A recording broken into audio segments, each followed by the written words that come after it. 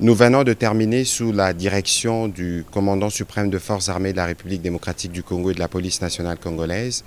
une réunion du Conseil supérieur de la défense élargie où nous avons essentiellement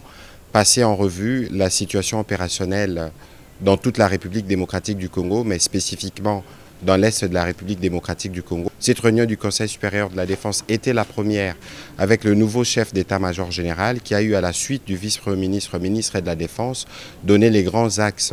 de sa vision sur ce qui concerne notamment la montée en puissance de forces armées de la République démocratique du Congo, mais la réponse militaire que nous apportons face à la guerre d'agression qui nous est menée par les Rwandais et ses supplétifs terroristes du M23.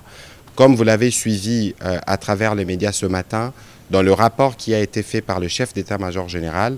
nos troupes ont repris l'initiative et nous ne voulons pas aller dans des annonces, mais vous allez voir que dans le jour qui vient, la montée en puissance de forces armées de la République démocratique du Congo va se poursuivre et les pans du territoire qui sont occupés par les forces d'agression seront récupérés. Nous aurons régulièrement l'occasion de vous faire le point de ces progrès. Au-delà de la question opérationnelle qui a été abordée dans toute sa dimension, nous avons aussi abordé les aspects diplomatiques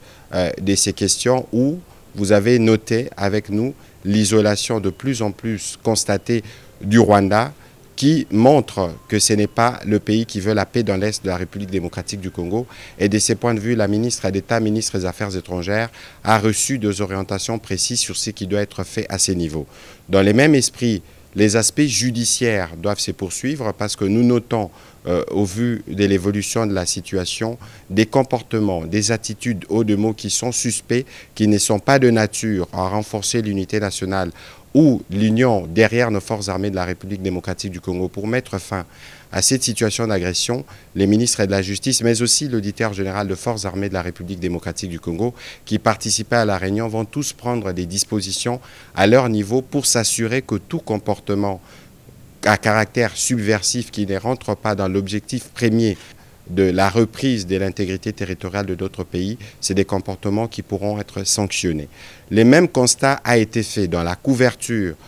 médiatique des événements dans l'Est de la République démocratique du Congo, comme nous avons eu à le relever à travers les mises en garde qui ont été faites. Nous voulons vous dire que des mesures seront prises dans les jours à venir contre tous les médias qui travailleraient dans le sens d'accompagner l'œuvre terroriste qui s'est faite en République démocratique du Congo. Pour l'impératif de la paix, il y a des mesures qui devront être prises absolument pour qu'on s'assure que tous les efforts nationaux qui sont faits pour restaurer la paix dans l'Est de la République démocratique du Congo puissent l'être. Nous avons évidemment eu l'occasion de passer en revue aussi d'autres questions d'importance capitale qui sont traitées au niveau de nos différents services pour nous rassurer que toutes les mesures sont prises pour que la paix soit restaurée, que la sécurité règne partout en République démocratique du Congo. Nous allons terminer évidemment par rappeler la mobilisation que le président de la République ne cesse de demander à tous les Congolais autour de forces armées de la République démocratique du Congo, dont il a à nouveau loué la bravoure et les sacrifices.